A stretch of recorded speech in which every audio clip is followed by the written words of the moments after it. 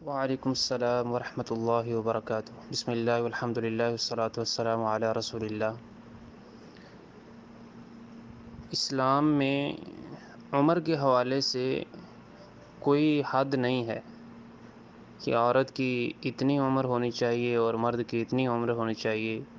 کہیں بھی نہ قرآن میں موجود ہے، نہ ہی احادیث رسول صلی اللہ علیہ وسلم میں موجود ہے۔ بلکہ نبی صلی اللہ علیہ وسلم سے پہلے بھی دور جاہلیت پر ہم نظر دوڑائیں تو رسول اللہ صلی اللہ علیہ وسلم نے وہ نقشہ ہمارے سامنے پیش کیا۔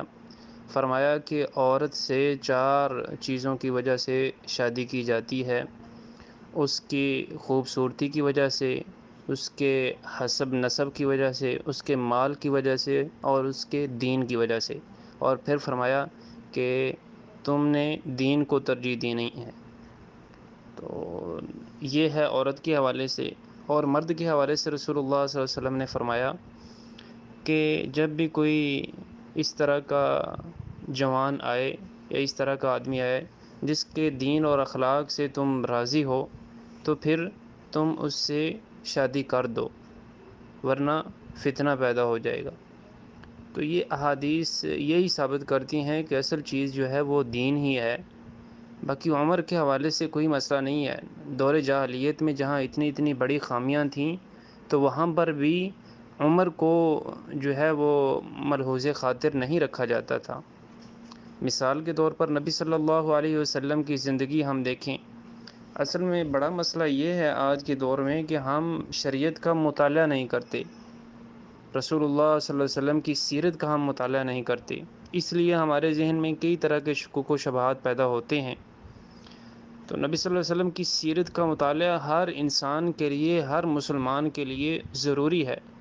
ماشاءاللہ آپ نے جو سوال کیا ہے اس میں انگلش کے ورڈ آپ نے استعمال کیے ہیں، اور مجھے قوی امید ہے کہ آپ نے انگلش سیکھی ہے، یہ انگلش آپ کو سمجھ آتی ہے۔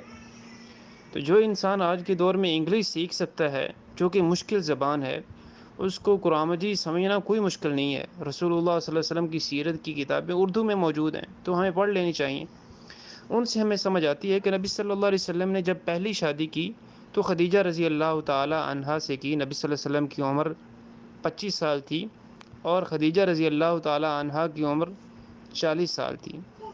اس کے بعد یہ ہوگی، یعنی کہ مرد چھوٹا اور عورت بڑی۔